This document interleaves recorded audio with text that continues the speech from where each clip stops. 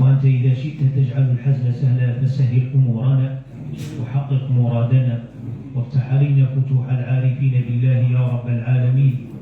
اللهم أنت أصلحت الصالحين فأصلحنا حتى نكون صالحين. اللهم أنت أصلحت الصالحين فأصلحنا حتى نكون صالحين.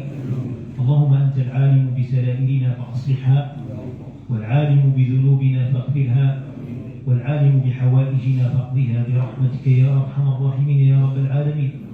أما بعد أيها الأحبة بالله، نحييكم بتحية مباركات تجزى إليكم وثناء يخرج كالمسك من محب لكم، فسلام الله عليكم.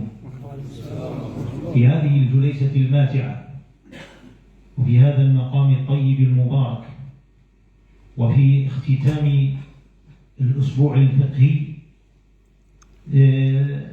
لعلني لا أضيف ما تفضل به المشايخ، وإن كنت فيما سأقبل عليه من قليل الكلام من جهدي القاصر، إلا أنني آخذ من فتات موائد الكرام ممن سبقني.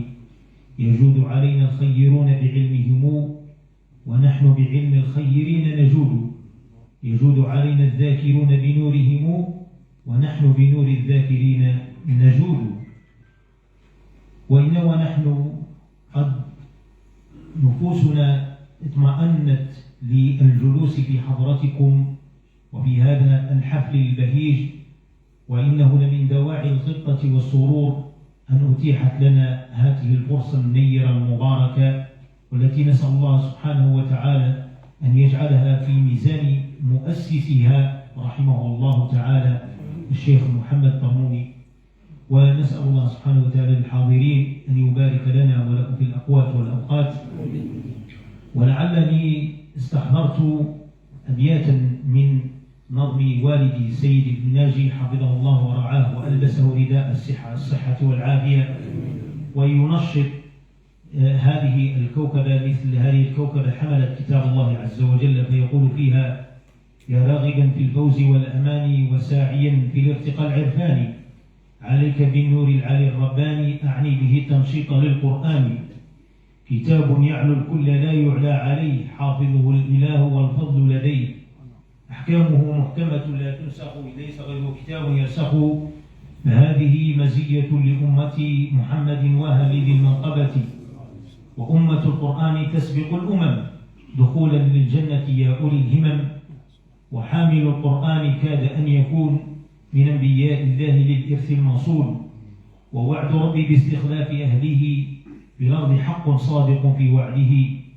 أهل القرآن خير أمة للناس، دليله القرآن ما فيه التباس، مقاله فصل وما هو هزل، أنزله رب السماء عز وجل.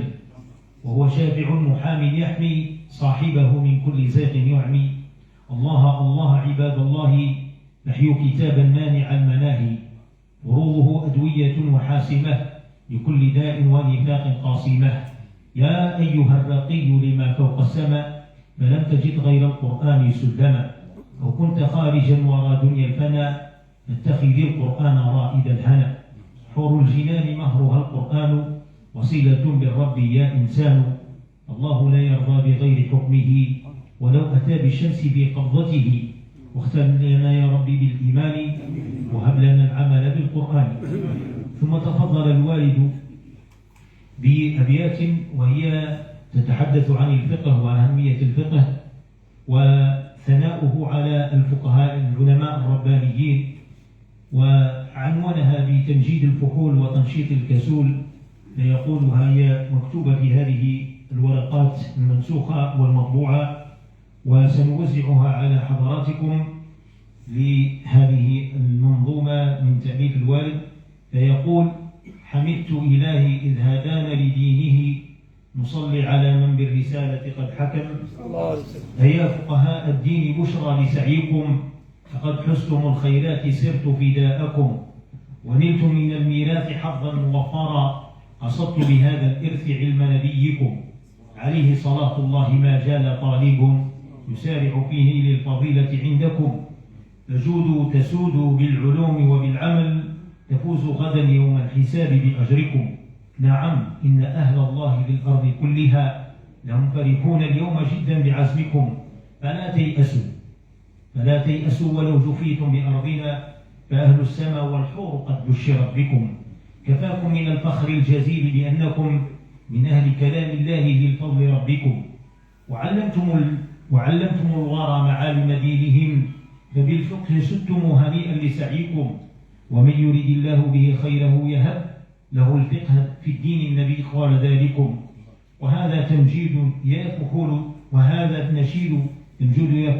النشيد يا فحول تمجيدكم، وتنشيط للكسول يلحق بركبكم. وفي الختام لا أطيل الكلام، لأن هذه المنظومة لعلها كافية ولعلها شافية وشاملة، ونسأل الله سبحانه وتعالى أن يجعلنا من المقبولين المرحومين. السلام عليكم ورحمة الله تعالى وبركاته.